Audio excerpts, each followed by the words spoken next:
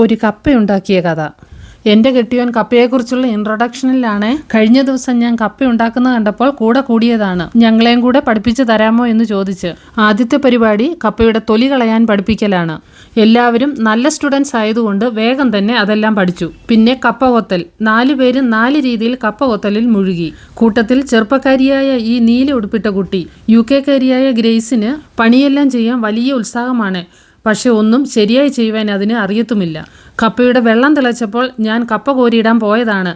അപ്പോഴേക്കും ഓടി വന്നു ഞാൻ ഇട്ടോട്ടെ എന്ന് ചോദിച്ചുകൊണ്ട്. അങ്ങനെ കപ്പ വേവിക്കാൻ വെച്ച് തേങ്ങാചിരണ്ടൽ എന്ന വലിയ പരിപാടിയിലേക്ക് കടന്നു. ആയുധം വെച്ചുള്ള കളിയാണ്, സൂക്ഷിക്കണേ എന്ന് പറഞ്ഞ് ചിരവ കൈമാറി. അരപ്പൊക്കെ റെഡിയാക്കി കപ്പ ഇളക്കാൻ പോയപ്പോൾ എല്ലാവർക്കും ഉത്സാഹം. അവർക്കെല്ലാം ചെയ്യണം പോലും. അങ്ങനെ മാറി മാറി എല്ലാവരും കപ്പ ഇളക്കലിൽ മുഴുകി. കപ്പ ഇളക്കൽ കഴിഞ്ഞപ്പോൾ പാവം സാഹിബിന്റെ മുഖമെല്ലാം ചുവന്നു തുടുത്തു.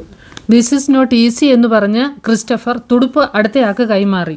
കൂട്ടത്തിലെ ഈ സ്വർണ്ണ തലമുടിക്കാരിയാണ് ഏറ്റവും നല്ല സ്റ്റുഡന്റ്. ഈ കുക്കിംഗ് ക്ലാസ്സിലെ ബെസ്റ്റ് സ്റ്റുഡന്റിനുള്ള അവാർഡ് നേടിയതും ഈ മേഡം തന്നെ. അങ്ങനെ പൊളിക്കലും കൊത്തലും ഇളക്കലും ഒക്കെ കഴിഞ്ഞ് ടേസ്റ്റിംഗ് സമയത്ത് പച്ചക്കപ്പ തിന്നപ്പോൾ മുഖം ചുളിച്ച മദാമ വേവിച്ച കപ്പ തിന്നപ്പോൾ ഗുഡാണെന്നും സ്പൈസി അല്ലെന്നുമുള്ള കോംപ്ലിമെന്റ് വേറെയും. ഇതിനിടയിൽ ഒരു ഭാഗത്ത് ചിക്കൻ കറി റെഡിയാകുന്നുണ്ടായിരുന്നു. കപ്പയും ചിക്കനുമേ റെഡിയായിട്ടുള്ളൂ, ചപ്പാത്തി മാവും പരിപ്പും നിങ്ങളെ വെയിറ്റ് ചെയ്ത് അവിടെ ഇരിപ്പുണ്ട് എന്ന് പറഞ്ഞപ്പോൾ ഞങ്ങൾ തിരക്കിലാണ് എന്ന് പറഞ്ഞ് വിശപ്പിന്റെ ആധിക്യത്തോടെ അടുത്ത പണിയിലേക്ക്.